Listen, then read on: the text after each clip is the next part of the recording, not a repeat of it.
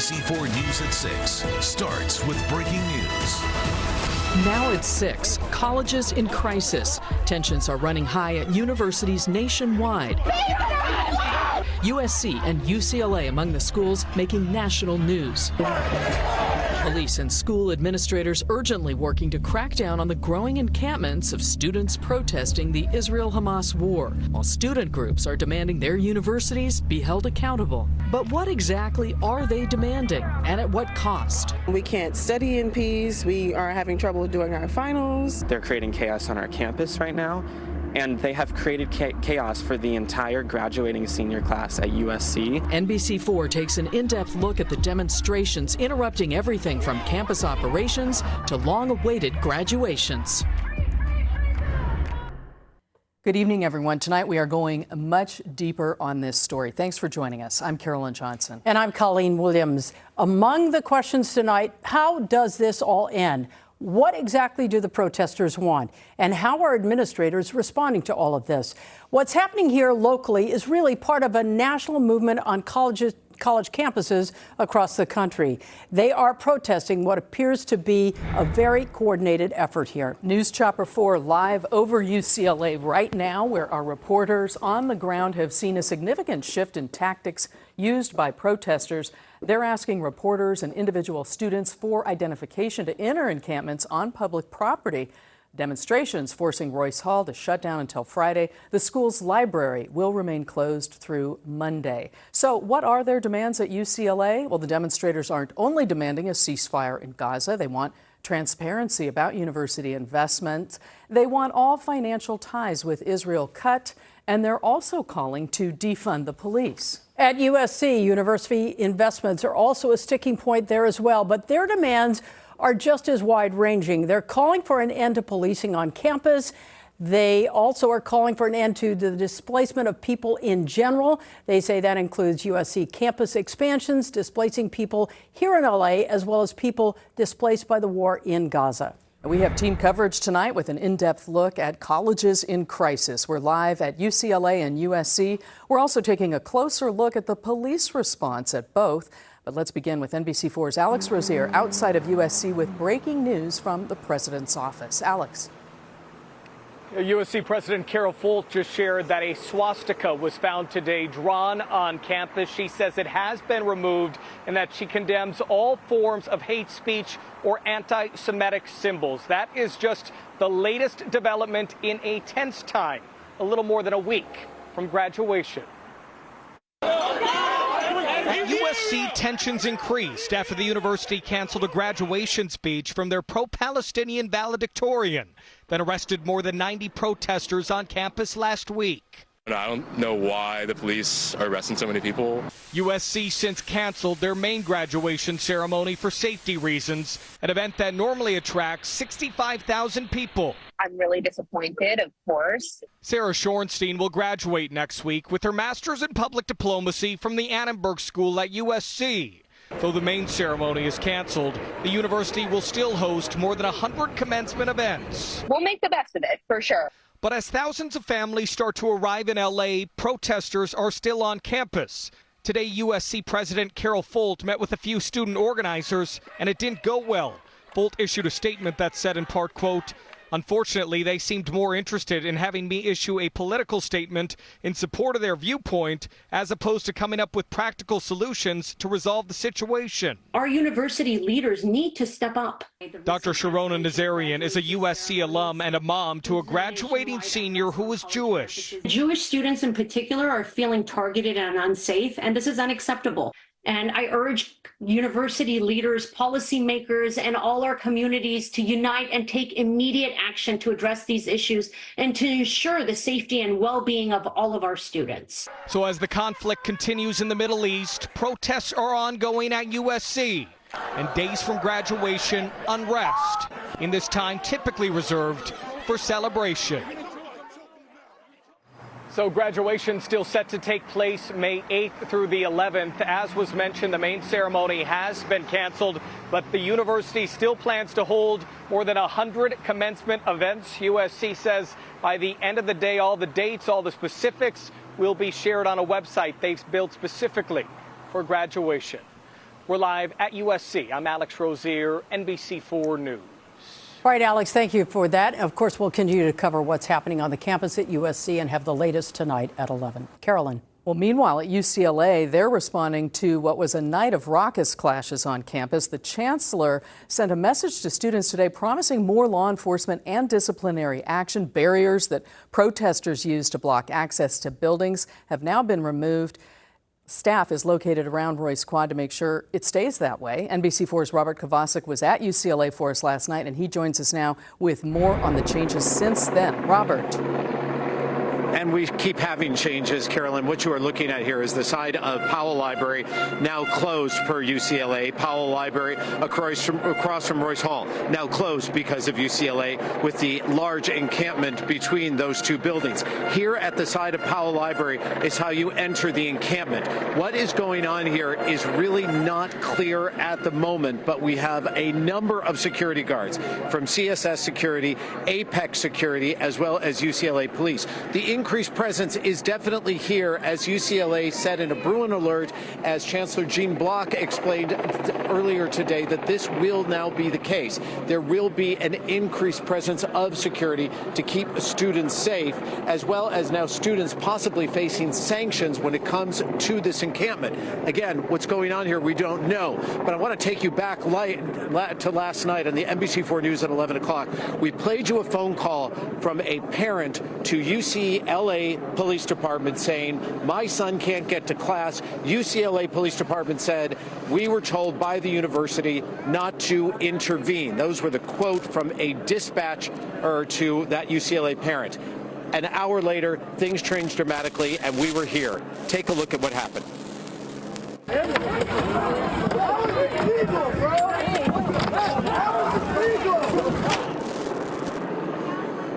Just before midnight, a clash at the entrance at Powell Library. There was pallets being used, pieces of cardboard being used as they tried to, there were Jewish demonstrators and pro-Israeli demonstrators who came to, they said, just trying to talk to those people who were inside the encampment, and then the chaos just broke loose. And then, this is significant, we did see UCLA police intervene, and they did show up about 12:15, about 20 minutes after it started. Let's show you that video. This is UCLA police tactical gear coming in with their batons, separating the two parties and keeping those inside the encampment back. So we did then see UCLA police here. We also saw two LAPD patrol cars right before 1 a.m. driving by as well. LA police on this campus. They didn't get out of the patrol cars. But again, the understanding that things were unpredictable here, that things were starting to get more and more tense and more fractious. And that is where we are now. We are just hours, ladies, from when the first tent showed up here at UCLA on Wednesday morning. And now we have a large encampment that remains in place. And surrounding this encampment right now, besides security and police, are those pro-Israeli demonstrators on the border here, waiting to see what is going to happen next. And that is what we're waiting for at this hour. But again, the one thing that has really changed here is the increase in law enforcement. And Robert, we understand that all of this certainly impacting students who couldn't get to class yesterday, and you were with some of them. I lost Carolyn, but I think I know what you're asking me about. There was a guy last night, and he was someone we talked to who was blocked going into class. His name is Eli Sevis, and he is a freshman from up north in Saratoga. Eli told us that he was not afraid, but he's afraid for his fellow Jewish students now on campus. This is what happened to Eli. Take a look at this video that has now gone viral across the nation of Eli, who was blocked on his way trying to go to class, even though, as he says, I paid my tuition. We're going this way. We gotta go right. You guys have closed the entrance. We are UCLA students. I have my ID right here. And so Eli Aceves blocked then going from class. He said he wrote to the administration had not gotten back to him. And then we spoke with him again last night, and he said that he managed to get to class, but he was late, and he just doesn't know how he's going to navigate trying to get around the UCLA campus. So we continue to monitor what's going on here, but I will tell you, it remains so confusing and so uncertain. You see these people right here, the lady with the hat? Well, we were standing where she was standing, but they told NBC, myself and my cameraman, that we had to move immediately. However, they're allowed to stay. We asked why, they couldn't explain it, but they removed us, and right now they're here outside of the barricades. You're welcome to take our spot. Thank you very much. You're welcome to take our spot. I appreciate that, but we have been asked to be removed. They couldn't explain why. We don't know what's going to go on next, and I still don't know what is going on behind us, and we'll keep you posted. We're live on UCLA campus. I'm Robert Kovacic. Let's go back to you. All right, Robert. Well, the impact of these protests is wide-reaching, certainly beyond the campuses on which they're happening. So far, there's little or no reaction, which is amazing, from state leaders in charge of running the public universities. Our Conan Nolan is here now with more on that. Conan? That's right. Keep in mind, the University of California is the most prestigious public university system in the nation, if not the world. But the crisis taking place at the University of California, most specifically Berkeley and UCLA, have largely been met with silence from those charged with running the UC system. And it may be because, for them, there appears to be no good options. The tension has not abated. I'm a UCLA student. I deserve to go here. Social media posts of pro-Palestinian protesters denying access to sections of the UCLA campus. There have been confrontations. Meanwhile, those charged with governing the University of California have remained mostly silent. Governor Gavin Newsom's office is yet to release a statement on the protests, although last Wednesday he was asked about the situation during a news conference on a different topic. We're working with the trustees and with the university systems as it relates to our public role and responsibility. Members of the UC Board of Regents, including Lieutenant Governor Eleni Kounalakis and State Superintendent Tony Thurmond, who are both running for governor, and Assembly Speaker Robert Rivas, declined requests for comment. As with the governor, all are Democrats. Jack Pitney teaches California politics at Claremont McKenna College. If they seem to support the students, there could be some demonstration with anti-Semitic rhetoric coming out of it. If they seem to support action against the students, there could be police that get out of control and lead to some very bad images. So it's not surprising. If I were a Democratic politician, I'd want to keep as far away from this as humanly possible. Indeed, Republicans are putting on the pressure, denouncing anti-Semitism on campus and saying administrators have not done enough to protect their Jewish students. The first and most obvious responsibility of a university administrator is to ensure the safety and security of their students. Years ago, a Republican governor had a different approach during anti-war protests that shut down several UC campuses. Ronald Reagan famously sent in the National Guard to UC Berkeley, later lecturing college professors. All of it began the first time some of you who know better and are old enough to know better let young people think that they had the right to choose the laws they would obey as long as they were doing it in the name of social protest. UCLA Law School professor Ariella Gross believes her school has done a better job than what she calls the repressive response at USC, where she also once taught. Although UCLA, being on the quarter system, is facing a different timetable. Whereas many of these universities are looking at their commencement coming up this next week, and they're totally focused on what's going to happen at commencement. But at UCLA, there's a lot longer for these things to develop, and there's more time to talk and more time to see how things go. But I don't think we really know what's going to happen. That's right. For USC, the session ends this month, or I should say early next month. For UCLA, they've got weeks to go before their quarter's over. And one thing for sure, the encampment out there is not getting smaller, it's getting larger. That's for sure. Conan, thank you. Well, turning now to the issue of free speech. At UCLA, students were blocked from some buildings by protesters, as you heard. Even members of the media denied access to the encampment. Earlier today, I spoke with the dean of the UC Berkeley School of Law, Erwin Chemerinsky, one of the country's top experts on the First Amendment. And what's next for UCLA? The First Amendment says that the campus is public space that generally, at least for the public areas, has to be open to reporters. But from what you've told me, it wasn't the campus that was preventing reporters from entering. It was the student protesters who were doing this. And then it is the question of how is the campus going to deal with the student protesters who are impermissibly blocking the reporters? And so then it comes back onto the university to answer that question? Exactly. The First Amendment applies to the university when it's a public school. And the university can't exclude reporters from the general public areas of campus. Here, it appears from what you've told me, it wasn't the university doing this. It was the student protesters doing this. And then the question is, how will the university choose to deal with the student protesters who are impermissibly blocking access to campus?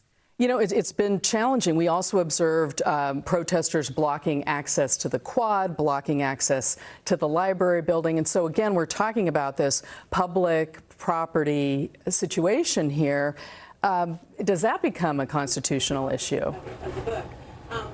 The campus has the obligation to make the public areas of the campus available to the press and the public. The students undoubtedly are acting impermissibly in blocking the public areas from having access to the press and the public. The question is then, what is the university going to choose to do with students who are violating the school rules? And this becomes challenging, doesn't it? We're seeing it not only at UCLA, but on other campuses as well. Campus officials face a very difficult challenge. On the one hand, they have time, place, manner restrictions with regard to speech. And those include a right of the public and the press to have access to public areas. On the other hand, enforcing those time, place, and manner restrictions inevitably produce confrontation with the students.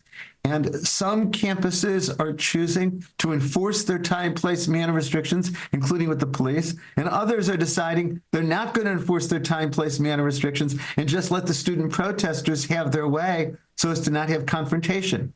It's a difficult situation for campus administrators. If they choose the former, there's police confrontations. If they choose the latter, then there's violation of their rules.